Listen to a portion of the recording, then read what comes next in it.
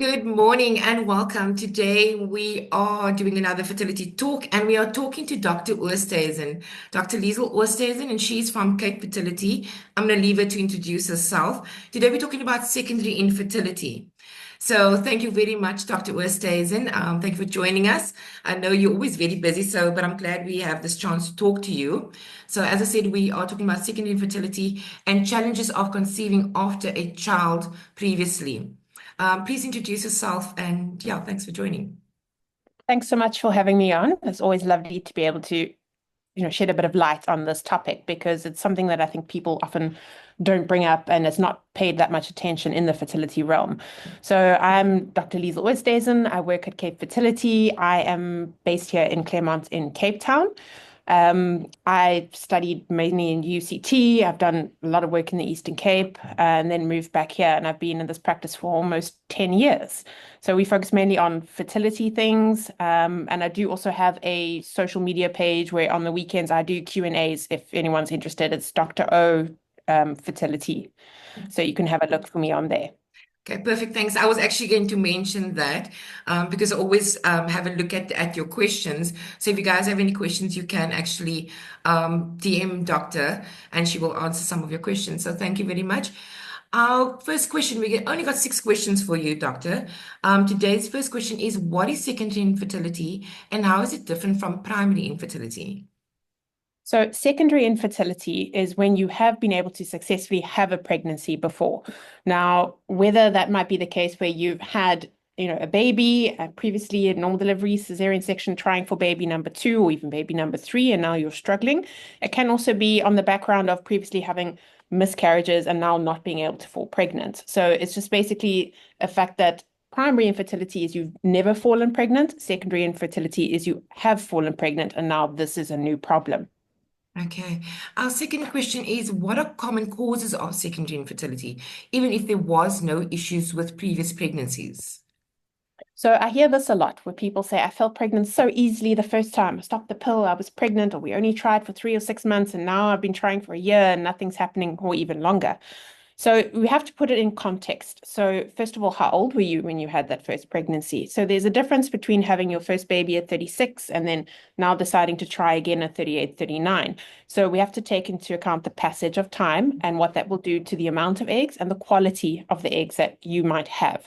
So that is one of the more common things that we see, a delay in trying to fall pregnant. And then exactly as any other patient in her late 30s or 40s trying to fall pregnant, you might find it more challenging. One of the other things that is very common is we have to look at the male partner and what has changed in your male partner in this time. So sometimes he might have gotten older, gotten more medical conditions. He might have even gotten testosterone from his doctor, which affects the sperm count dramatically. So PSA, please do not let your partner have testosterone therapy. Also, with age, we know that the sperm quality and quantity is going to decline as well. So we can't leave him out of the equation, is half of the problem. So we have to look at both what has changed with you and your husband. One of the other things that could happen is you might have had new medical diagnoses, you might have had new medical treatments that you've been on. There could have always been some kind of pelvic infection in the interim, or maybe you have endometriosis, and previously the endo wasn't so bad and you were able to fall pregnant, and now it's gotten worse after a few years when you're trying to conceive. But probably one of the most important things I ask every patient with secondary infertility is, did you have a cesarean section? Now, I'm not here to fearmonger about cesarean sections. They are, very necessary thing, and I'm not here to say everyone must have vaginal deliveries. But what we do know is in some patients that Caesar scar might not heal very nicely, and then you can get something, we've got a whole bunch of names for it: Caesar scar, a niche, an isthmoseal. So that's basically like a little T-shaped defect in the uterus that can actually accumulate a little bit of blood. And in the minute a patient says, yes, I had a Caesar, my next question is, what are your periods like since you've had baby?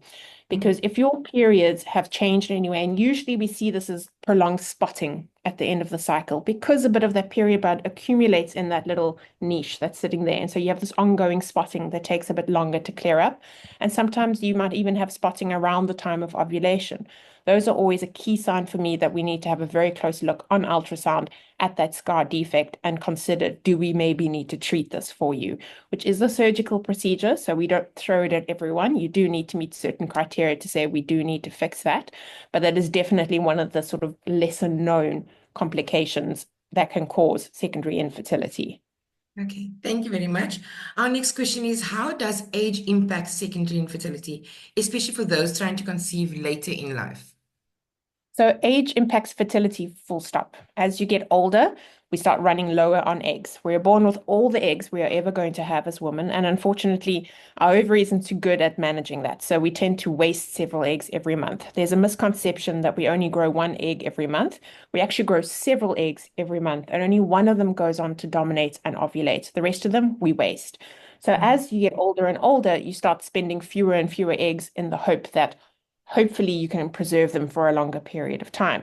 So as we get older, our egg number starts to decline, but our egg quality is the most important thing, and that also starts to decline. We know that after the age of 35, that rate of decline starts to increase.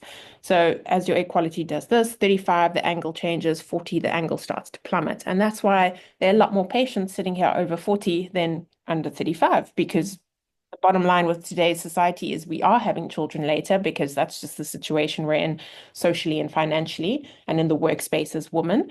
So unfortunately, our egg quality is declining. There is no blood test for that. There's no ultrasound for egg quality. We have to work purely based on an assumption on your age. So it doesn't matter whether it's primary or secondary infertility. The minute we get into our later 30s and into our 40s, it's always going to be more challenging to fall pregnant. Okay, thank you. Our next question is, what diagnostic tests are recommended to identify the cause of secondary infertility? So we will approach this very much the same as any other patient coming to see us with infertility. We have to make sure that all the right ingredients are there.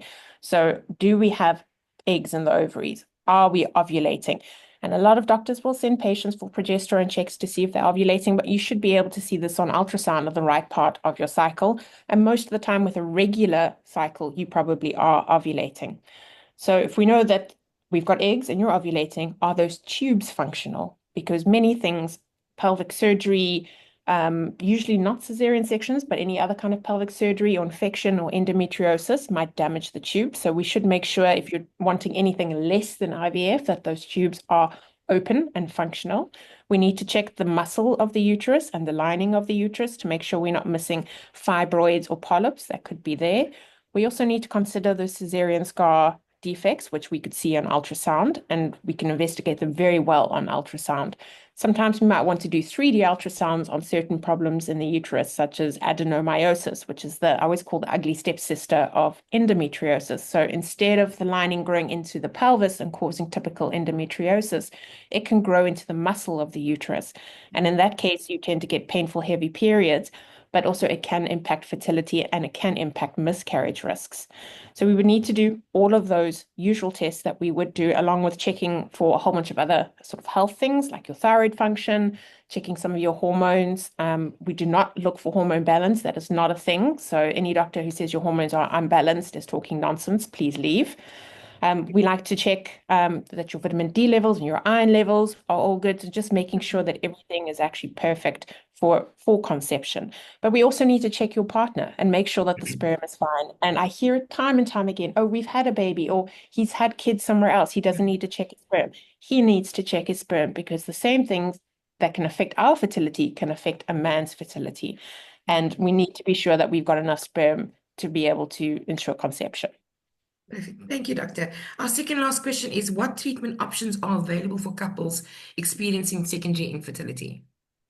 So again, it depends on what we think the underlying cause is. And this will be very much the same as a couple coming to us for the first time saying we're struggling to get pregnant for the first time.